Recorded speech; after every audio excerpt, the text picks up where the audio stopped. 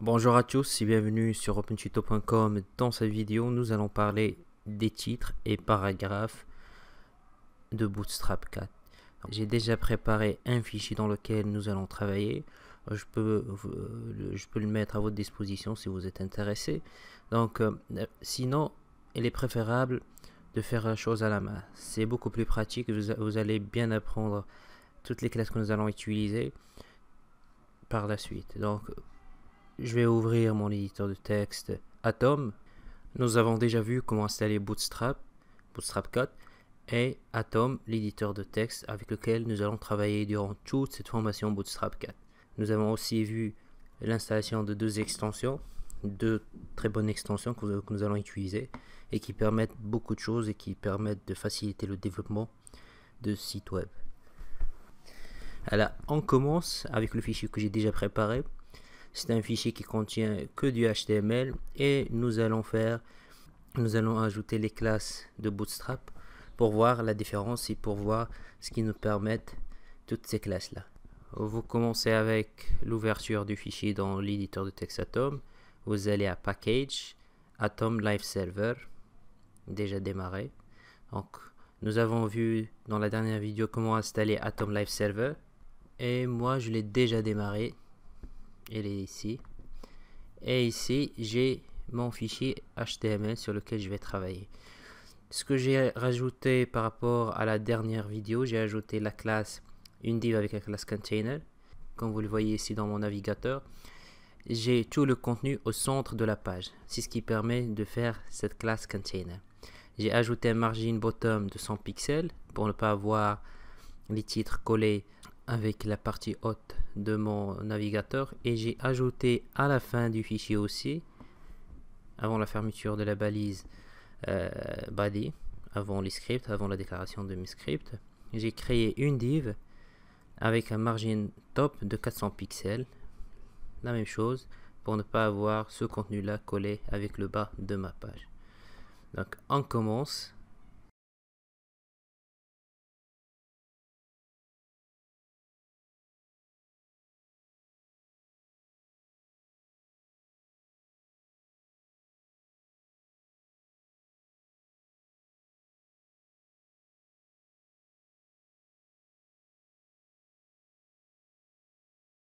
J'ai créé ici ces titres, c'est du HTML.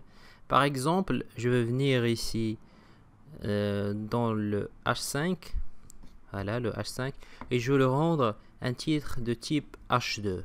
Je vais tout simplement ajouter la classe de Bootstrap 4 qui s'appelle classe H2, enregistrer, et je vais avoir un H5 identique à un titre H2. Voilà ce qui nous permet de faire la classe H2. La classe H2, je peux faire par exemple classe H1 pour avoir la même chose que les titres H1.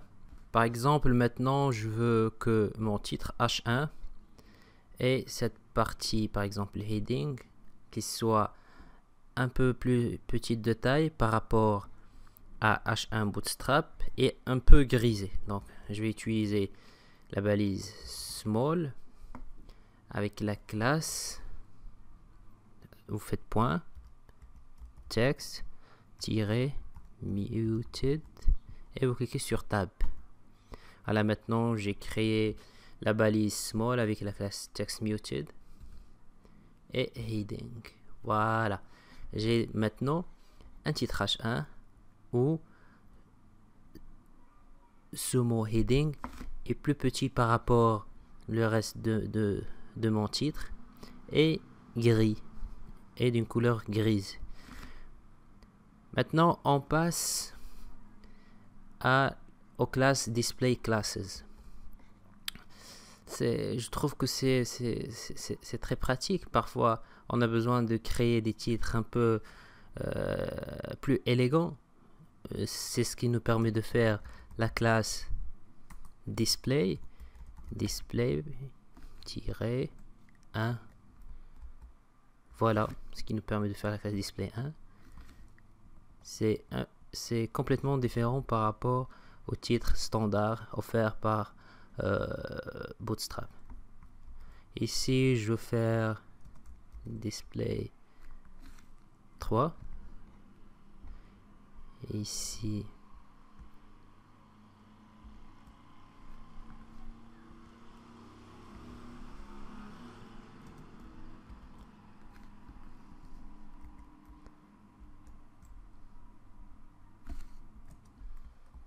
et voilà, donc voilà ce qui nous permet de faire les classes display, display 1, display 2, display 3, display 4. Pour les paragraphes, j'ai créé deux paragraphes. Paragraphe 1 est identique au deuxième paragraphe. Seulement qu'ici, je vais ajouter la classe lead, la classe lead, pour voir la différence. Voilà, un paragraphe normal et un paragraphe avec la classe lead. Vous voyez maintenant la différence entre les deux. Quand vous le voyez, tout simplement avec l'inclusion des classes dans le code HTML, on a complètement un rendu et un aspect visuel très différent. Maintenant, si on veut avoir un texte gras, un texte normal et un texte italique, c'est aussi facile.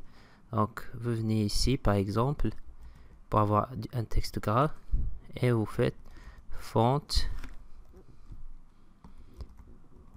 weight, bold. Et, oh non, pardon, c'est pas ici. Je vais le mettre ici. Voilà, ici j'ai un texte gras.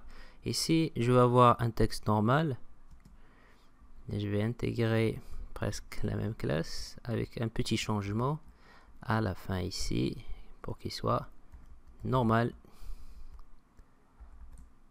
Ici, je vais avoir un texte italique. Font. Ici, italique.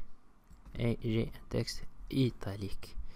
Par la suite, la transformation du texte, je vais avoir un texte lowercase. Lowercase, ça veut dire en minuscule.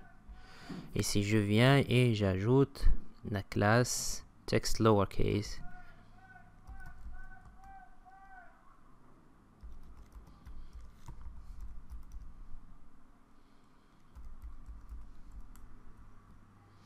et voilà, j'ai un texte lowercase maintenant. Et si je veux avoir un texte en majuscule qui est normalement écrit en minuscule, uppercase, et je veux le transformer en majuscule. Donc, ce texte-là doit être transformé en majuscule. Je vais ajouter la classe text uppercase. Et voilà, mon texte est en majuscule. Capitalize. Voilà, texte capitalisé, donc texte capitalize, première lettre en majuscule. Voilà, j'ai une première lettre en majuscule. Voilà pour ce qui concerne les block quotes, les quotes. This is a block quote. Très simple.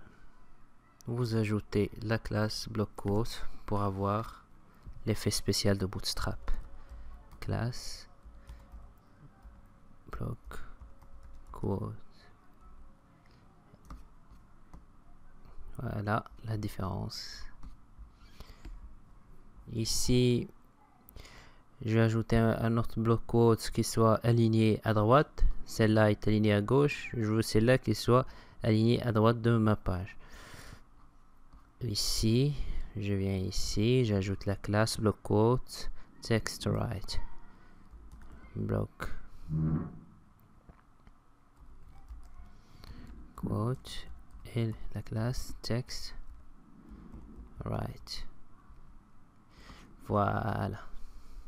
Voilà, en fait, c'est deux classes, la classe block quote et la classe text right. Troisièmement, je vais avoir un block quote avec un footer. Donc, comme d'habitude, je vais faire Je vais copier cette classe là.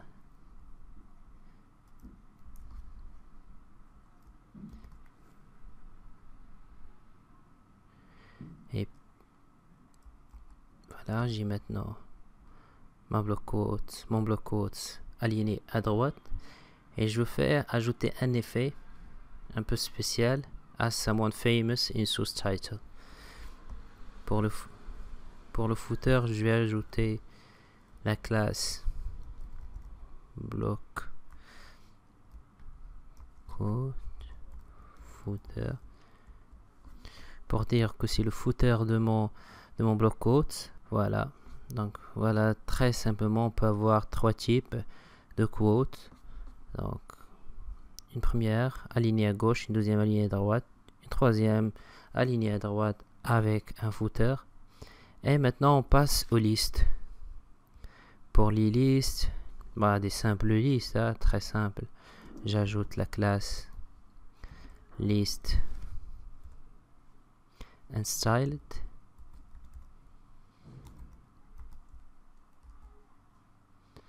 Donc voilà, comme vous voyez, j'ai supprimé ces trois boutons, les puces. Maintenant, je vais avoir cette liste inline. Parfois, c'est très important pour les menus d'avoir des listes inline. Je viens ici. Je vais ajouter la classe list inline.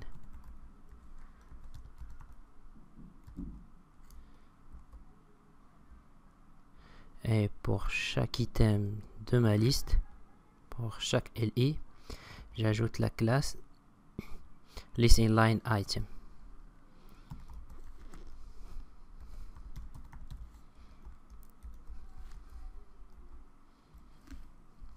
Je dois le rajouter à chaque item. Voilà, j'ai maintenant ma liste inline. Donc c'est tout ce qui concerne cette vidéo. Nous avons vu les différents titres. Nous avons vu la classe display qui permet d'avoir des titres très ergonomiques. Nous avons vu la classe lead qui permet d'avoir un paragraphe très élégant par rapport au paragraphe par défaut offert. Donc nous avons vu comment faire un texte gras, normal, italique, faire du majuscule, minuscule, et comment nous avons vu aussi comment créer des blocs quotes alignés à gauche, à droite et avec titre. Nous avons vu comment faire des listes élégantes mais des listes basiques mais élégantes. Nous avons vu aussi comment transformer une liste en une liste inline avec tout simplement deux classes. Donc merci de nous avoir suivis.